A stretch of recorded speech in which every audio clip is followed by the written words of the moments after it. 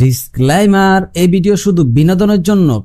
আজকের ভিডিও থেকে বাচ্চারা দূরে থাকবা এবং কি যারা ভিডিওটা দেখবা অবশ্যই ইয়ারফোনটা ইউজ করবা। ভিডিওর টাইটেল এবং থাম্বনেল দেখে যেহেতু তোমরা আজকে বুঝেই গেছো আজকে কারে নিয়ে কথা বলতে যাইতাছি, কারে থাপাইতে যাইতাছি, তাহলে মোবাইলটা নিয়ে আরামে বসে পড়ো এবং কি ভরপুর বিনোদন নেওয়া শুরু করে দাও। আরেকটা কথা, আমার ভিডিও সম্পূর্ণ না দেখে কথাগুলো না বুঝে কেউ ভালো মন্দ মন্তব্য করবা না, এতে তোমাদেরও ভুল হতে পারে।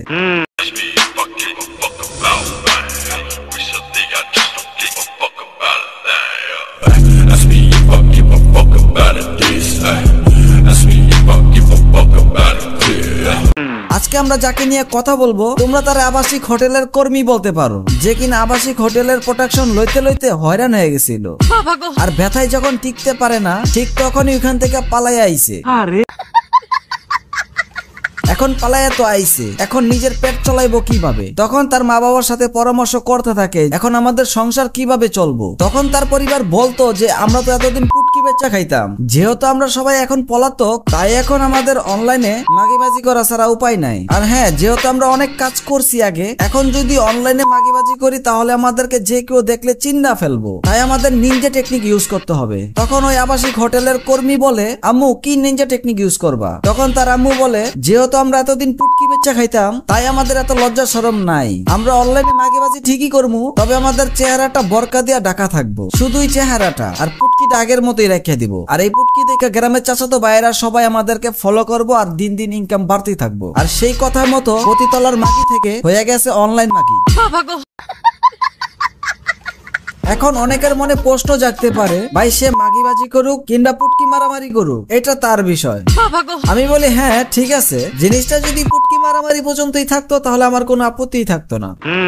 এখন কথা হইতেছে তুমি কি পুটকি মারামারি করবা নাকি তুমি কুত্তার পুটকি চাটবা, এটা তোমার ব্যক্তিগত ব্যাপার। এর জন্য তুমি ইসলামের পর্দাকে তুমি অসম্মান করতে পারবা না। আর তোমরা ভাবতেছো তোমাদেরকে বলার মতো কেউ নাই। আরে বোকা, এখন তো বলমু, আর কিছুক্ষণ পরে এমন ফাড়া ফারমু যে ফাড়া দিয়া তোর মাই সুদ্ধা ঢুকে যেতে পারবো।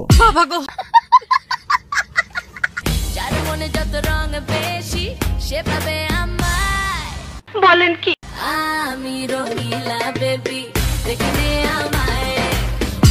এই দাঁড়াও, এখানে কিন্তু শেষ হয়ে যায় নাই। এখানে যদিও পুরাপুরি বরকা পরা হয়েছে তাতে কি হয়েছে, তার পম্পম গুলা তোমাদেরকে দেখায়া দেখায়া কিন্তু তার আসল পরিচয়টা ঠিকই দিছে। তোমরা বিশ্বাস করবা না, এখন যা দেখাইবো তা দেখার জন্য তোমরা মোটেও প্রস্তুত থাকবা না। বলেন কি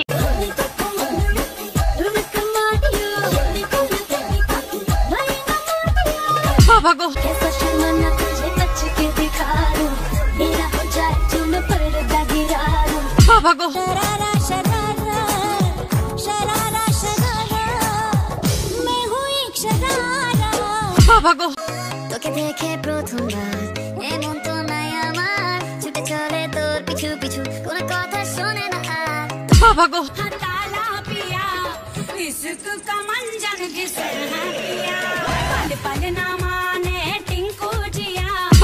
এবার তোমরাই বলো এই জৈনকর্মীর বাচ্চারে কি করা উচিত? আমার কথা হইতাছে তোরা পুটকি দেখাবি দেখা, তোরা বরকা হিসাবের সম্মান কেন নষ্ট করতেছস? তোর মারে কি তোর এক বাপে পুটকি মেয়েরা জন্ম দিছিল নাকি তোর জন্মের আগে তোর মায় পতিতালায় জৈনকর্মী ছিল? আমি নাকি নাটক করি, তুই করবো না? আমি তো নায়িকা না। ঠিক আছে, তুমি আসলেই নায়িকা, আর তোমার মায়ের নায়ক হইতাছে রাস্তার ডেন্ডি খোরেরা। তোমার জন্মের আগে তোমার মাল লাগে তারা খেলা তোমারে ডাউনলোড করছে, তারপর তুমি যখন একটু প্রাপ্ত বয়স হইছো তখন তারা তোমার সাথেও খেলা শুরু করছে, তারপর তারা খেলাধুলা শেষ করে তোমারে তার নায়িকা বানাইছে, নায়িকা চুদাইছে, নায়িকা তোমার পুটকিটা বইরা দিমু।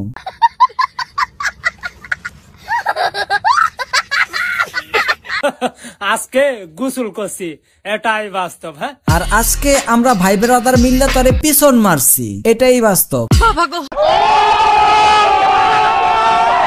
মূলত তার জন্মের কোনো ঠিক নাই। এখন তোমরা কি ভাবতেছো তার একাদোষ? যে গাছের গোড়া পোষা ওই গাছের ফল যে ভালো হইব ওইটা আশা কেমনে করো? খোঁজ নিয়ে দেখা গেল অগ পরিবারের সবাই পতিতালার কর্মী। শোনো, তোমরা আবার এটারে নেগেটিভ ধইরো না যে কাউসার ভাই একটা মেয়ের পরিবারে মেয়েরে কিভাবে অপমান করতেছে, কিভাবে গালাগালি করতেছে। শোনো ভাই, মা বোন আমারও আছে এবং কি রাস্তাঘাটে চাচি খালা বোনরাও চলাফেরা করে, এন্ড তাদেরকেও সম্মান করা হয়, যে সম্মান আমার পরিবারের আমি করি। এখন তোমরাই বলো এইটা নারীটারে কেমনে আমরা সম্মান করি? এটা একে তো মাগিবাজি করতেছে, আর সবচেয়ে বড় কথা হইতাছে ইসলামে নারীদেরকে পর্দা করতে বলা হয়েছে। যাদের ব্যাপারে আল্লাহ তাআলা ও তার রাসূল সরাসরি জাহান্নামের উল্লেখ করেছেন, বেপর্দা নারী তাদের অন্যতম, যা মানুষের জাহান্নামে যাওয়ার অন্যতম মাধ্যম, মানুষের ঈমান ধ্বংসেরও কারণ বটে। এখন এদের মতো ভূতমারানিরা যদি আইসা হিজাব পর্দার সম্মান নষ্ট করে, এদেরকে কি করা উচিত?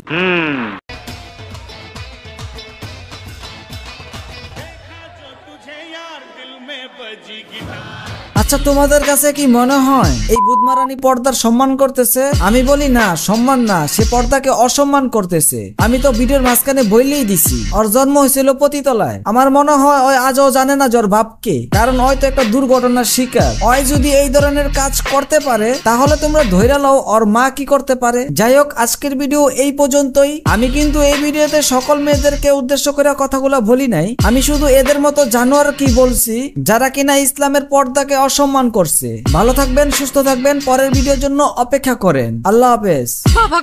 ঘরে যত ভূত পেট্টি ডাইরেক্ট মুছারায়া যাত্রা বাড়ি পাড়া